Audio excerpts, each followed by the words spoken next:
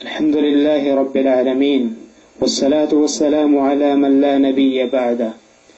أعوذ بالله من الشيطان الرجيم بسم الله الرحمن الرحيم فصل لربك وانحر. محترم سامعین کرام،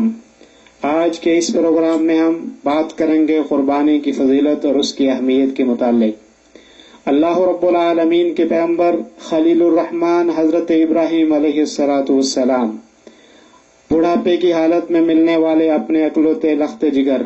نور چشم کو اللہ رب العالمین کے حکم سے قربانی کے لیے تیار کرتے ہیں، اور بیٹا بھی اللہ وحدہ لا شریک کے پیغمبر کی بات کو ماننے کے لیے تیار ہو جاتا ہے، اور یوں قربانی کی بنیاد ہوتی ہے، اور اللہ رب العالمین اپنی طرف سے ایک دمبا بھیج کر یہ قربانی آئندہ آنے والی نسلوں تک باقی رکھتے ہیں، اور پھر پیغمبر اعظم محمد عربی صلی اللہ علیہ وسلم کو اللہ رب العالمین قرآن کریم میں حکم دیتے ہیں، اِنَّا أَعْطَيْنَاكَ الْكَوْثَرَ فَصَلِّ لِرَبِّكَ وَانْحَرْ، کہ اے پیغمبر محمد عربی صلی اللہ علیہ وسلم آپ اپنے رب کے لیے نماز پڑھیے اور قربانی کیجیے۔ اللہ تبارک و تعالی ایک اور جگہ رسول کائنات صلی اللہ علیہ وسلم کو فرماتے ہیں کہ پیغمبر اعظم آپ کہہ دیجئے، قل ان صلاتي ونسكي ومحياي ومماتي لله رب العالمین لا شریک له وبذلك امرت وانا اول المسلمین، کہ پیغمبر آپ کہہ دیجئے کہ میری نماز، میری قربانی اور میرا جینا اور مرنا اللہ رب العالمین کے لیے ہے، اس خالق کائنات کے لیے ہے جس کا کوئی شریک اور ساجی نہیں ہے، اور میں سب سے پہلے اللہ رب العالمین کا مطیع اور فرمانبردار ہوں۔ میرے دوستوں اور بزرگوں، قربانی کی اصل ہر امت میں موجود رہی ہے۔ اللہ رب العالمین قرآن کریم میں کیا فرماتے ہیں، وَلِكُلِّ أُمَّةٍ جَعَلْنَا مَنْسَكًا، کہ ہر امت میں ہم نے قربانی کی شکل موجود رکھی ہے، چاہے اس کی انواع اور اس کے طریقے مختلف رہے ہوں، لیکن امت محمدیہ صلی اللہ علیہ وسلم کو اللہ رب العالمین نے خصوصی طور پہ یہ تحفہ دیا، اور یہ قربانیوں کا تحفہ ہمیں یہ سبق دے رہا ہے کہ یہ وقت ہے کہ کوئی جانور اور دوسرے جانوروں کی قربانی کا، لیکن انسان اپنے آپ کو اللہ رب العالمین کے لیے، اللہ رب العالمین کے سامنے قربان کرنے کے لیے ہر وقت تیار رہے۔ میرے دوستوں اور بزرگوں، مولا عرش عظیم اس سنت کو باقی رکھنے کے لیے اپنے نبی کو بھی حکم دیتے ہیں کہ آپ قربانی کیجئے، لیکن ایسی قربانی جو خالص رب العالمین کے لیے ہو، جو کسی دوسرے کے لیے نہ ہو، اور اسی سے رب العالمین نے اس چیز کی طرف اشارہ فرمایا، قل ان صلاتی ونسکی ومحیای ومماتی للہ رب العالمین، کہ اس قربانی میں دوسرا کوئی شریک نہیں ہونا چاہیے، یہ خالصتاً لوجہ اللہ ہونی چاہیے۔ میرے دوستوں اور بزرگوں، پھر خود کائنات کے امام محمد عربی صلی اللہ علیہ وسلم فرماتے ہیں کہ جو آدمی قربانی کی طاقت رکھتا ہو اور وہ قربانی نہ کرے، اس کے لیے کیا گناہ ہے اور اس کے لیے کیا وعیدیں ہیں۔ نبی کائنات صلی اللہ علیہ وسلم نے فرمایا، مسند احمد اور ابو داؤد کی روایت ہے، فرمایا من کان له ساعة ولم يضحي فلا يقربن مصلانا، جس کو اللہ رب العالمین نے طاقت دی ہو، جس کو اللہ رب العالمین نے وسعت دی ہو، اور پھر بھی وہ قربانی نہ کرے، آپ صلی اللہ علیہ وسلم نے فرمایا کہ ایسے شخص کو چاہیے کہ وہ ہماری عیدگاہ میں تشریف نہ لائے۔ حضرت انس فرماتے ہیں کہ نبی کریم صلی اللہ علیہ وسلم کان یضحی بکبشین وانا اضحی بکبشین، امام بخاری نے کتاب الاضاحی میں اس روایت کو نقل کیا ہے کہ آپ صلی اللہ علیہ وسلم 2 مینڈے ذبح کیا کرتے تھے، قربانی کیا کرتے تھے، اور میں بھی آپ صلی اللہ علیہ وسلم کی سنت کو ثابت رکھتے ہوئے میں بھی 2 مینڈوں کو قربانی کیا کرتے تھے۔ اور خود نبی صلی اللہ علیہ وسلم نے فرمایا کہ یقیناً عید خوشی کا دن ہے، لیکن اس دن کی خوشی میں ہم اللہ رب العالمین کے سامنے قربانی کریں گے، اور عید کی نماز کے بعد سب سے پہلا کام جو ہمارا ہونا چاہیے وہ اللہ رب العالمین کی بارگاہ میں ہمیں قربانی کے جانور ذبح کرنے کا ہونا چاہیے۔ آپ صلی اللہ علیہ وسلم نے فرمایا، ان اول ما نبدا به في يومنا هذا ان نصلي ثم نرجع فننحر من فعله فقد اصاب سنتنا، کہ سب سے پہلا ہمارا کام हमारा काम ये है कि हम इस दिन के अंदर नमाज पढ़ें और फिर उसके बाद जो है लौट के कुर्बानी करें, और जिस आदमी ने ये काम किया वो हमारी सुन्नत को पहुंच गया। यानी नबी सल्लल्लाहु अलैहि वसल्लम की सुन्नत को जो आदमी अपनाएगा वो आदमी नबी सल्लल्लाहु अलैहि वसल्लम के इस तरीके के पहुंच जाएगा। हजरत अबू उमामा बिन सहल फरमाते हैं, कुन्ना नुसम्मिनु अल-उदहिया बिल मदीना व कान अल मुस्लिमून युसम्मिनूना, कि हम मदीना मुनव्वरा में कुर्बानी के लिए जानवरों को तैयार करते थे और मोटा ताजा करते थे, और नबी सल्लल्लाहु अलैहि वसल्लम के मदीना में रहने वाले लोग भी कुर्बानी को जो है जानवरों को मोटा और ताजा किया करते थे। लेकिन मेरे दोस्त और बुजुर्गों, कुर्बानी के ये अशरा दाखिल होने से पहले हमें कुछ अमल करना चाहिए। नबी कायनात सल्लल्लाहु अलैहि वसल्लम ने फरमाया,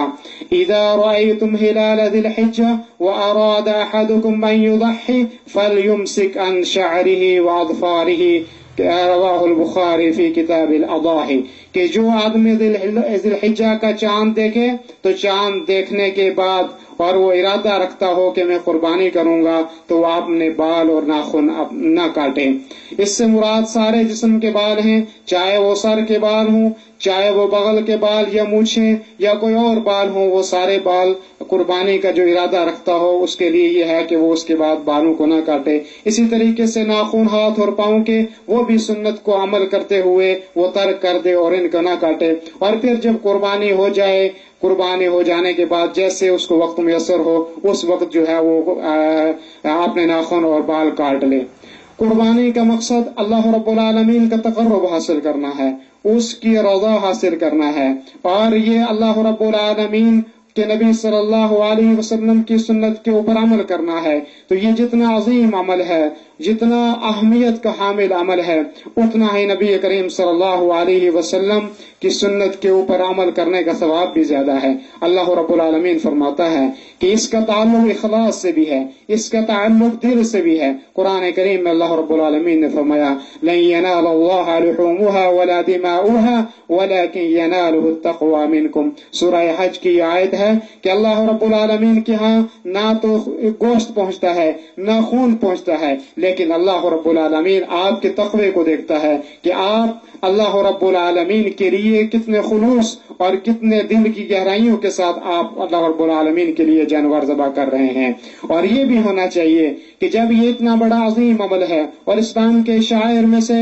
एक इस्लाम के शायर में से है, तो उसके लिए हमें उतना ही अच्छा जानवर और उतनी ही अच्छी चीज अल्लाह के रास्ते में कुर्बान करनी चाहिए। नबी कायनात सल्लल्लाहु अलैहि वसल्लम की हदीसों के मुताबिक और कुरान करीम फरमाता है, लन तनालुल बिर्र हत्ता तुनफिकू मिम्मा तुहिब्बून, कि आप भलाई को उस वक्त तक नहीं पहुंच सकते जब तक अपनी चीजों में से अच्छी चीज अल्लाह के रास्ते में कुर्बान न करें, अल्लाह के रास्ते में कुर्बान न करें। कुर्बानी की बहुत बड़ी अहमियत और बहुत बड़ी फजीलत और ये बहुत बड़ी इबादत है, और इसके मुकाबले में कोई दूसरा अमल काफी नहीं होगा। जैसे कि बहुत सारे लोग मगरबी सकाफत के दिलदादा लोग इससे जानवरों के खून बहाने को फजूल खर्ची के नाम से ताबीर करते हैं, और ये कहते हैं बहुत सारे लोग कि इसके मुताबादिल और इसके मुकाबले में कोई दूसरा काम किया जाए रिफाए आम्मा का। लेकिन जो इस्लाम का ये शिआर है, अल्लाह रब्बुल आलमीन इस कुर्बानी को इसी शक्ल सूरत में ज़बह करने से खुश होते हैं। इसकी जगह कोई और दूसरा काम अल्लाह रब्बुल आलमीन को मंजूर नहीं है और न इसके करने की इजाजत है। मेरे दोस्तों और बुजुर्गों, हर मुसलमान को चाहिए कि हर मुसलमान इसका एहतराम करे। और अल्लाह रब्बुल आलमीन कुरान करीम में फरमाते हैं, वमन युअज़्ज़िम शाइरअल्लाहि फइन्नहा मिन तक़वल क़ुलूब, कि अल्लाह रब्बुल आलमीन के ये शायर हैं, इनका एहतराम करना हर मुसलमान के लिए फर्ज है। अब कुर्बानी का वक्त क्या है? नबी कायनात सल्लल्लाहु अलैहि वसल्लम ने फरमाया कि जब ईद का दिन हो तो ईद की नमाज से फारिग होने के बाद सबसे पहला हमारा काम जो है वो ईद की नमाज है। फिर उसके बाद जब हम वापस आएंगे फिर हम कुर्बानी करेंगे। तो गोया 10 ज़िलहिज्जा को ईद की नमाज के बाद इसका वक्त शुरू होता है। और इसका वक्त कब तक बाकी रहता है? नबी करीम सल्लल्लाहु अलैहि वसल्लम और सही रिवायतों के हिसाब से ईद के दिन को लेकर उसके बाद के 3 दिन, गोया के 4 दिन जो है वो कुर्बानी के मौजूद हैं। बाज लोग सिर्फ 3 दिन को कुर्बानी समझते हैं और उसके बाद चौथे दिन की कुर्बानी नहीं करते हैं। हालांकि कुर्बानी की सही रिवायतों के हिसाब से 4 दिन है जो कुर्बानी की जाए।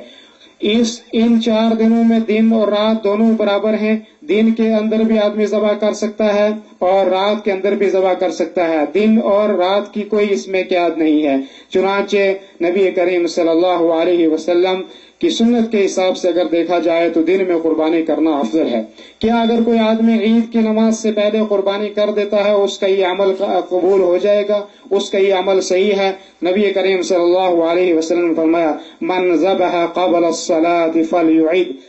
मुत्तफ़क़ अलैह रिवायत है कि जिस आदमी ने ईद की नमाज से पहले कुर्बानी की उसको चाहिए कि वो लौटाए, यानी ईद की नमाज से पहले कुर्बानी की हुई सही नहीं है।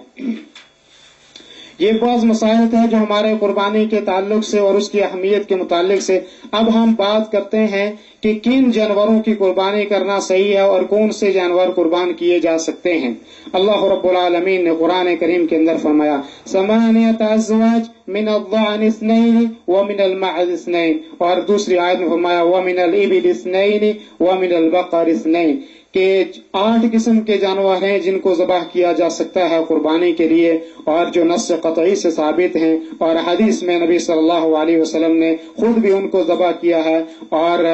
जो है उनका सबूत भी मिलता है। उनमें से पहला जो जानवर जो है वो ऊंट है, और ऊंट में मुज़क्कर और मुअन्नस दोनों शामिल हैं। दूसरा जानवर गाय है और उसके बाद बकरी और भेड़। तो इनमें मुज़क्कर और मुअन्नस दोनों की कोई क़ैद नहीं है, दोनों कुर्बानी के लिए आ सकते हैं, दोनों की कुर्बानी की जा सकती है।